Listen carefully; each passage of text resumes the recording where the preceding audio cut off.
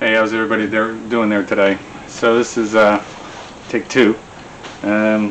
First time I didn't have the microphone turned on, so always something, right?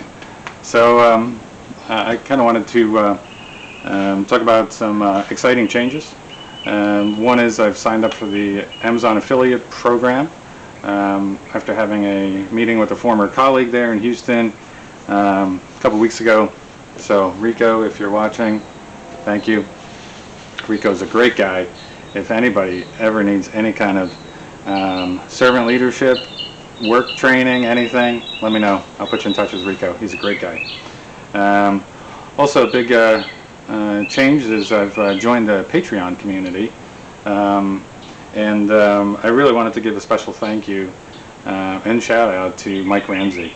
Mike's been a guy that's been following me and commenting on my videos since I think maybe I had 10, 15, 20 subscribers. Really great positive feedback. So Mike has become my first Patreon subscriber. So thank you is all I can say for supporting me and to helping me continue the journey forward. So to kind of talk about the journey forward there is, you know, I've people have asked me, you know, why this car, why a car, right? That's pretty complicated, right? It's kind of just a point in life. It's what I had. It's a good, robust car, but why not a van, right? Why not upgrade to a van or something bigger, right? At the time, I was thinking about going with a trailer, but I'm glad I didn't, because the topes in Mexico would have destroyed it. Also more fuel and more tolls, right? So this car, in terms of fuel, gets about 19-20 miles a gallon fully loaded down, which is pretty decent, right? I can't complain on that. You know, I guess ultimately in my mind, you know, going with something like a 6x6 and a camper on the back, which they're out there, right? But then, you know, top speed 55 miles an hour, which isn't a problem for me because I don't really go more than 60, 65. So, but fuel costs, operating costs, oil changes, it's a lot higher, right? So currently at this point, anything that big is outside of my budget. I thought about going with like a van, but now with the used car market the way that it is, at least here in Florida, you know, you find like a 4x2 van with 220,000 miles on it that's somewhere around 19-ish years old, and that's $8,000 to $9,000, right?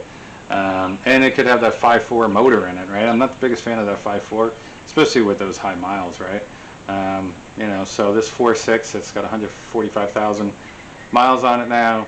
I mean, it's a bulletproof engine, right? As long as you change the oil in it regularly, right? So I don't know what the path forward is. Do I agree a van or something like that, an ambulance, or I've seen many different things. Would be a better option?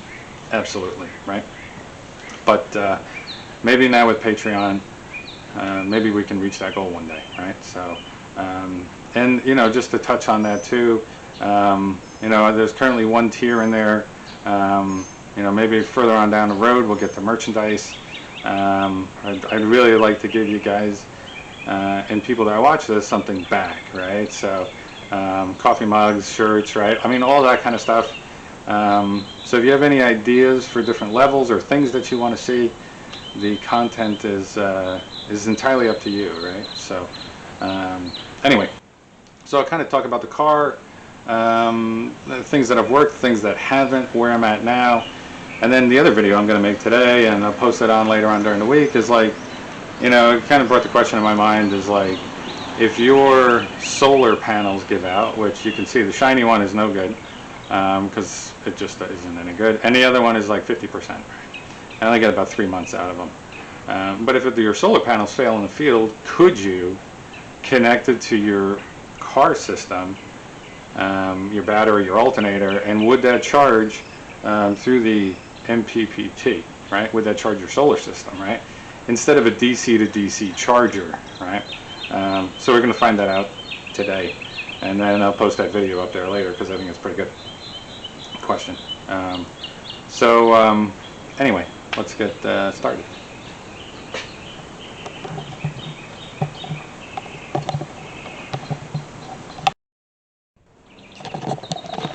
So as you can see here, this one here is shiny, this one here isn't, right? So what happens is over time, and I don't think it really matters where it's mounted, right? Just because it's on the front of the car, but this could be on the top of a trailer or somewhere else. This coating peels off here, right? And then what happens is it gets exposed and it doesn't work anymore. So here's the eco-worthy part number. Hopefully you can see that. So like I say, I only get about 3 months out of these, so I've upgraded and I've ordered some glass solar panels, 200 watts, roughly the same shape and size, and we'll have to see, because these are permanently mounted. It's not on a system, or it's not on a track. So when I get the panels in, I'll have to probably build a track, because they're obviously going to be different sizes, right? So that's kind of that. In terms of the front of the car, not much has changed there. I will show you, because I did put a lift kit into this when I was in Mexico. Today's project, so I got the suspension components in for the rear of the Grand Marquis. So I'll kind of talk about that. So I'll pull it off the tripod here, flip it around. So I've done a bunch of research. I know things are a little bit scattered about right now. So these springs here, sorry. So these springs are the original Police Interceptor or Taxi Severe Duty springs. I added in these Firestone overload bags, so you can see like the spring compresses, and then these push up on the car, and these work great. So I have no complaints about it. There's just an air hose, made a hole connected to it, one for each side. I didn't decide to run a T-fitting, but what's going in place of these is this. So these are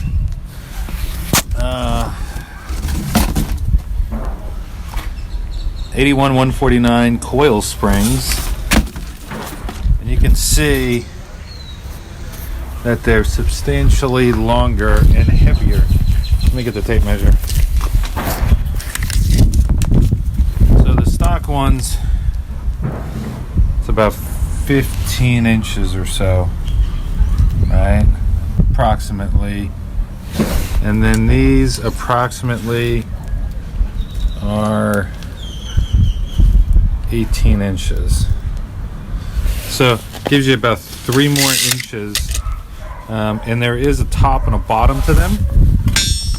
So this is the top to the old one, and this, the tighter loop. There's a tighter loop and a bigger loop. So the tighter loop goes toward the top. You reuse your rubber bushing here and rubber bushing on the bottom. So I'll give you a side-by-side comparison of what it looks like.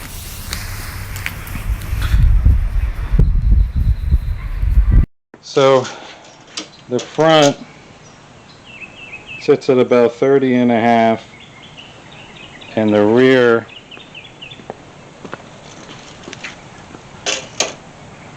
sits at about 33, and you can see there's quite a bit more travel, about 6 inches there between the tire and the car. So I went with the Expedition Springs, the 88-149 F-150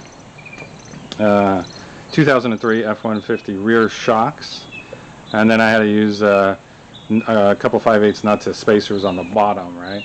So kind of show you that there.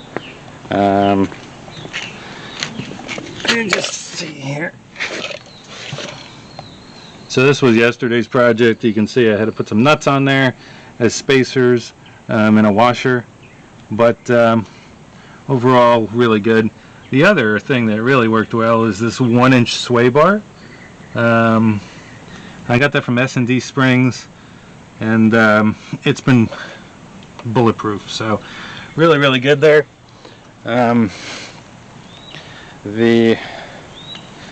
The other thing that's really worked out well is this hitch carrier. I did buy it from Kurt, and that's I'll put all this in the description below there, so you'll have a link to it if you are curious.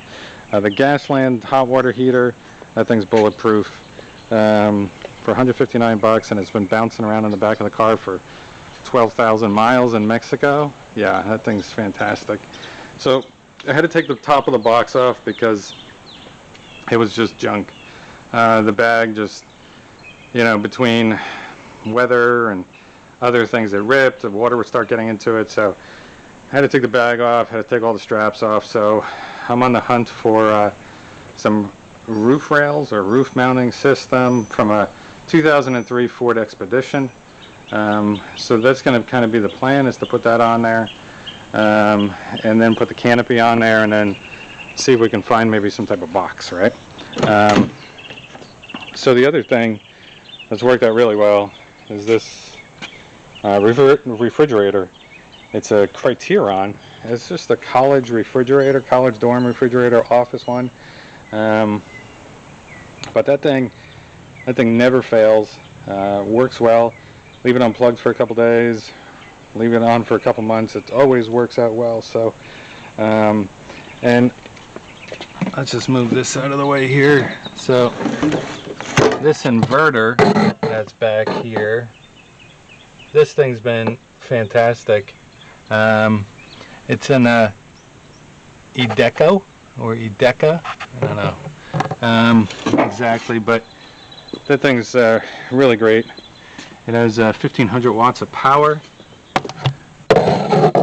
So 1500 watts of power, and it's never failed me. So that's really good.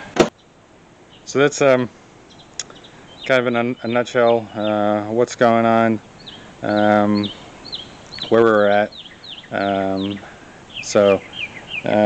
Like I say, yesterday was the suspension install. Working on that, getting all that correct, right? Because I couldn't find the right parts in Mexico, or I couldn't get them shipped to Mexico. So that was definitely a problem.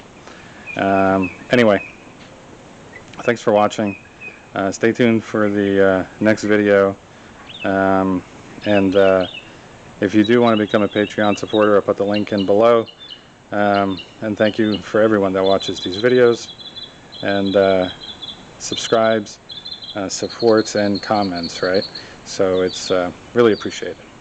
Take care.